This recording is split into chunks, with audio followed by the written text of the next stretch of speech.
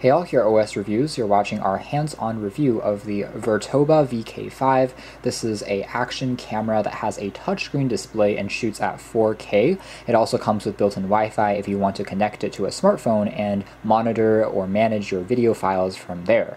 It comes with quite a few accessories in the box. It retails for about $100, which makes it a good competitor to the Xiaomi Mi 4K action camera that we reviewed recently. This one is a little bit more expensive, but has, again, very similar capabilities, as well as also a touchscreen capacitive display. It measures 2.31 inches, so it's a little bit smaller than the 2.45 inches of the Xiaomi as well as the DB Power that we just saw a few days ago, but it has very similar sensors as well as shooting resolutions. Here is the accessories. We have the action camera right on top. We'll take a closer look at in a second.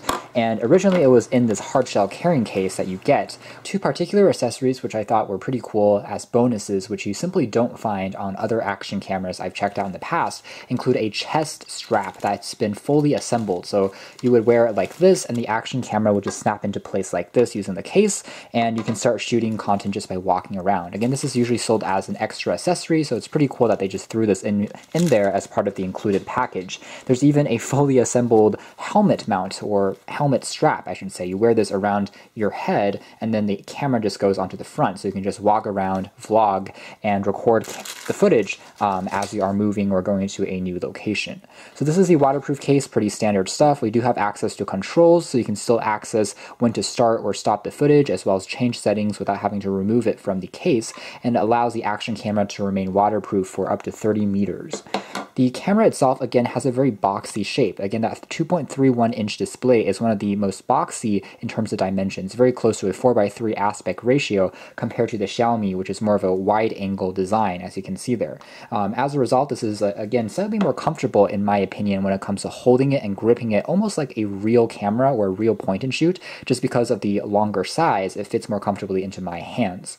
Otherwise, the design is pretty clean. We have some aluminum chrome accents running across the front. We have that wide angle lens, which is 170 degrees, and the body is made out of a fusion between a soft touch as well as a hard plastic material. On the side, you can tap on this key to activate Wi-Fi settings for connecting to the app. There's a dedicated power switch that after you turn it on, you can tap once to cycle through the various menus. There's a camera shutter key with an LED status light.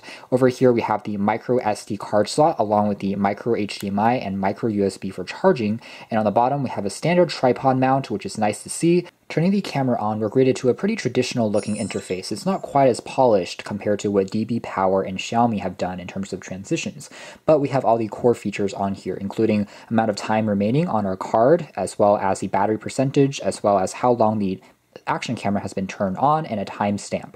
Here's the resolution printed on the bottom. One thing that's very interesting about this camera is there's also additional controls to the left of the touchscreen, which allows us to go up and down in the menus, but also acts as a digital zoom controls. So it has a 5x digital zoom, which is actually pretty cool, and you can even activate it after you've started recording your footage, so you can control this a bit more easily. There's also a dedicated menu key that you can access right from the side. So this entire thing acts as a touchscreen in addition to interacting with the display itself. To hide everything, I can tap once and tap on it again to bring it back. I can drag down to access this quote-unquote notification shade, but again, there's not too much transitions. With that being said, I can change things like the language, the microphone, I can turn it on or off, as well as have video out when I connect it to a monitor or a display, and then change some of these basic setup functions. I can also tap on the settings on the bottom here to change things like the video resolution, white balance. There's also a motion detection mode if you want to use it as a security camera or a dashboard cam. And you can also change things like sound activated recording, as well as change some basic saturation, gyroscope for video stabilization controls, things like that. On the bottom here, you can also tap on the resolution to change that in this list format just by swiping up and down.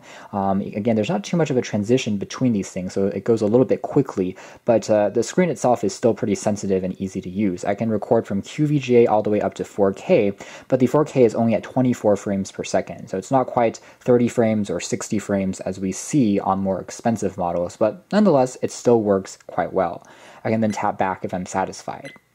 On the bottom here, I can also tap and see that right now we are in the video recording mode, but I can tap once to go into the camera mode. So now we're taking images at 20 megapixels.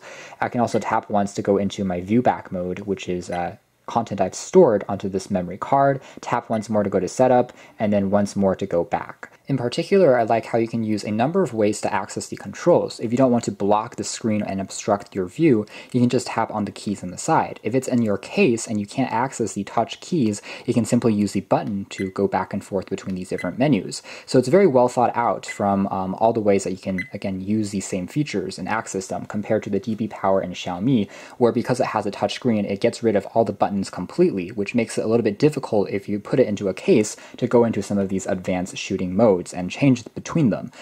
To cycle now between these various screens, I can swipe left and right. I can also use the up and down keys to also go left and right between the videos and images that I've captured without too many problems. And as you can see here on first impressions, it does look actually pretty clean and crisp. So next we're going to play back a few sample video clips.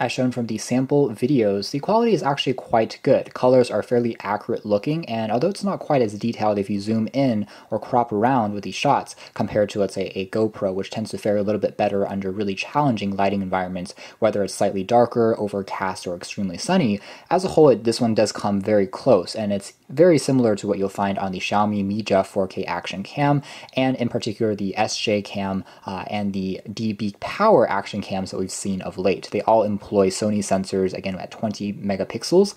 So that's more or less it as far as our hands-on review of the Virtoba VK-5 4K action cam is concerned. Again, it's another touchscreen action camera, which has been the trend now for the past few months. I think it's a useful feature to have just because if you aren't putting a waterproof case over the action camera, it's a lot more intuitive just to touch the display and to navigate left and right through the settings. With that being said, I really like this in particular just because they've also retained the manual controls on the sides when you do put it into a case. So you can check out more details about this in the links down below, but for now this has been our video. Thanks for watching here at OS Reviews. This has been the Virtoba VK-5.